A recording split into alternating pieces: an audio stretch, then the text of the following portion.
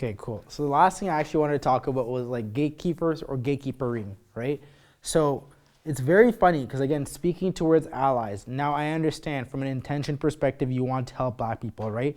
But I also get a strong feeling that because there's a negative representation about the intellectual capital and capabilities of black people, there's a lot of people, like let's say in entrepreneurship, that really gatekeeper black people from being from actually gaining opportunities, right? Because where I feel like real racism actually exists is prejudice against like economic opportunities, right? So like one beneficial thing that I think is great, but I also think that it pigeonholes us, is like the whole like black-owned business opportunities. So there's a lot of grants, a lot of things that basically are more applicable for us, which I think are actually really beneficial for us to gain capital, right? But sometimes I also feel like it sort of pigeonholes you when you really label yourself as a black-owned business, because it literally, from a lot of other people's perspectives, and I see this all the time, there's this level of intellectual racism, and it doesn't happen. It's on the right and the left, and it's people essentially who are like highly educated, and maybe they think everybody is incapable, but I think specifically they go back to these systemic injustices and assuming that, oh, because this happened to you through all these years, you're just incapable of you doing this certain thing, so I'm going to get this other person, even though it's going to economically benefit them much more greatly than you. I'm helping you out. And I think that's actually one of the most racist formats of racism that exists. It's like not just like, it's the fact that people thinking that we're stupid or incapable. Because I think it actually still comes down to like a level of hate or not wanting us to see better. Because I've even heard people saying like some things, like especially with my business, saying like, oh, like, you know, maybe you're not getting these opportunities because you're not going to be able to, what was the term? You're not going to, like, something along the lines of like disperse the capital properly. No, it's proper asset allocation. I actually heard that. That was one of the most offensive things I've ever heard in my life. Someone told me, oh, we're not going to provide you this opportunity because we're concerned about your lack of proper asset allocation. And this is not a bank. This is not a financial institution. This was a friend of mine, right, basically explaining to me why opportunities that they have are not being sent to me and are being given to other people, right? And again, like I understand experience, I understand competency at the end of the day too, but I feel like that's also really not provided to us, again, because there's all these assumptions that are created by us being black, and an uncomfortable level of the conversation.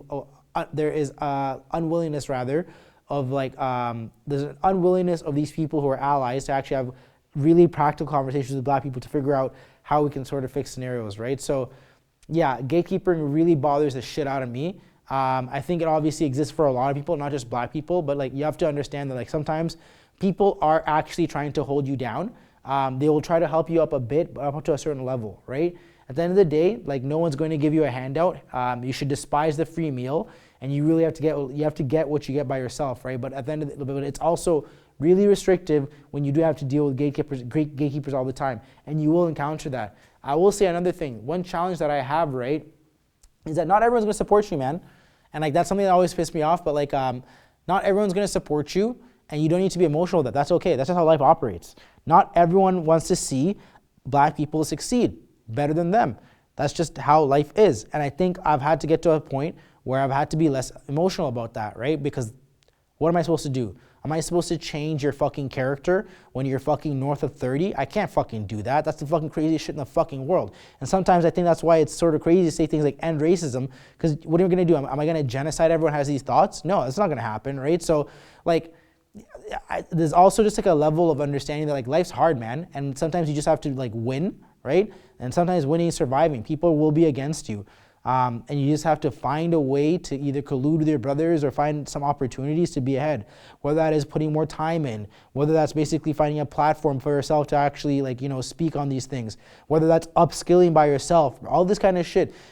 The greatest thing about being black is that the fact that we always have to face these many challenges, we're just better at the game. Being a black man, every year I get older, it doesn't get easier, but I get better at it, right? And that's the thing about life being like, and it's the same thing with a black woman, I just want to say black man.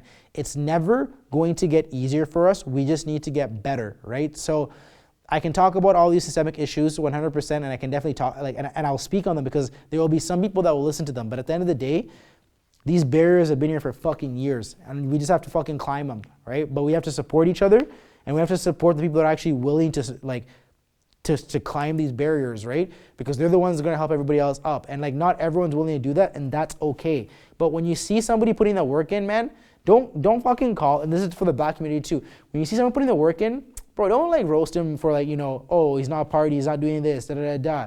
And the worst thing you can do is call a black person white for doing certain things. You know what I'm trying to say? Now, don't get me wrong. Some shitty ass people actually operate and actually probably do hate the black people too as well. But like, man, you gotta support the people that are actually trying to build something. Because the builders are the ones that are actually gonna create the infrastructure for the future, right? We can't all fucking like, you know, like that. It's like that Drake song. I have to stay in on the weekends to create these songs so my friends can party to them, right? Some of us are gonna have to put in this fucking work, right? And you gotta help them out. We can't do this alone, right? Because we've already been doing this for so long. We gotta help each other out at the end of the day, one way or the fucking other. Yeah, that's it. Fire. Yeah.